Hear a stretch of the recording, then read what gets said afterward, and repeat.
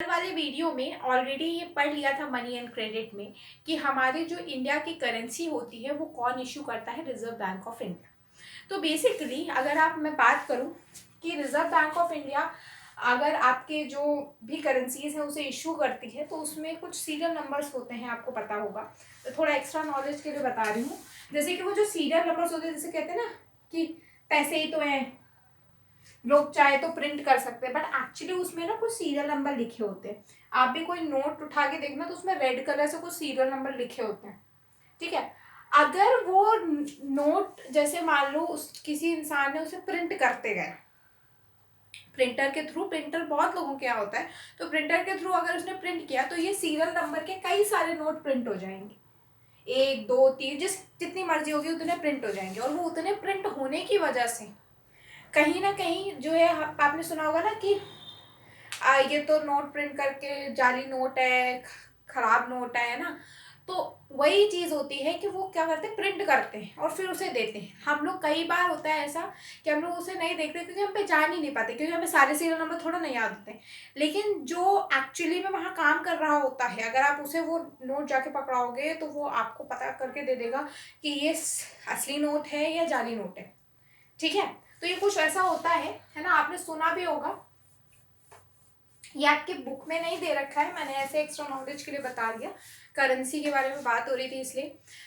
अब अगर हम बात करें तो एक लॉ लीगलाइज रहता है, इस पे भी लॉ बना हुआ है कि आप प्रिंट नहीं कर सकते हो, सीरियल नंबर के थ्रू वो सारी चीजें होती हैं।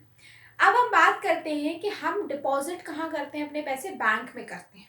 आपके फादर हैं, आपके मदर हैं, या आपके घर में जितने भी रिलेटिव्स हैं, या आपके घर में जो भी लोग हैं, या आपका खुद का भी आई गेस बैंक होगा, आप उसमें पैसे जमा करते हो, ठीक है। जो है क्या कहते हैं, एक चाइल्ड एक तरीके से बैंक खुल जाता है, 18 साल से नीचे का पैरेंट लॉक लगा रहता है बट खुल जाता है। तो उस बैंक में आप अपना जो भी डिपॉजिट होता है, जो भी पैसे होते हैं और करेंसी होती है उसे डिपॉजिट करते हो, ठीक है। अब एक बात बताओ, अगर हम बैंक की बात करें तो बैंक एक तरीके से हमारी मनी को सेफ रखता है। क्या रखता है? सेफ रखता है। और हमारी मनी को जब हमें जरूरत पड़ेगी हम उसको एज ए डिमांड करके निकाल सकते हैं।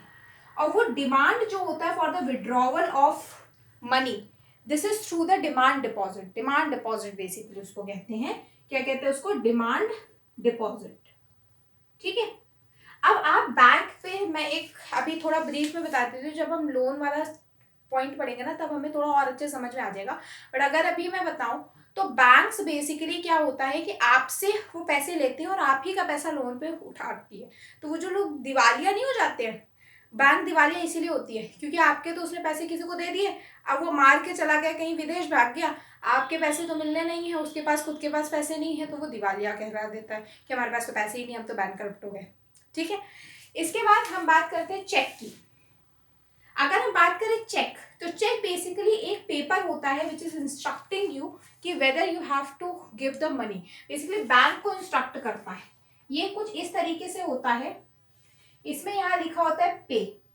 यहाँ पे में आप नाम लिखते हो। मान लो आपको खुद को ही पे करना है, आपको खुद ही को पैसे निकालने, तो आप अपना नाम लिखोगे, जिसको पैसे देने हैं उसके बैंक का अकाउंट होल्डर नेम लिखोगे, ठीक है।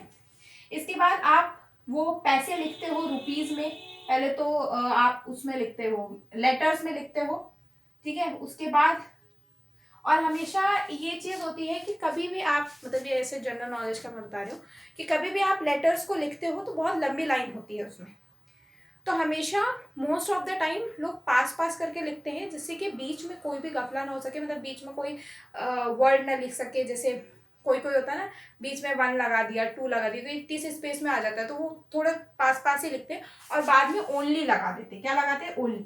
ओनली लगाने का क्या पर्पस है? अरे भाई आपने आगे तक लिखा, आगे भी तो लाइन है, किसी को चाहिए तो वो आगे भी तो लिख सकता है, तो इसलिए ओनली लगाते हैं। फिर उसके बाद एक बॉक्स बना हुआ होता है, उसमें ऐसे स्लैश करके आप उसके पहले करेंसी लिखते हो, फिर स्लैश कर देते हो। यहाँ नीचे आपको साइन करनी होती है, जो भी मतलब चेक पे उसके साइन होते हैं जिसके नाम का ये चेक, मतलब जिसके नाम का ये चेक है।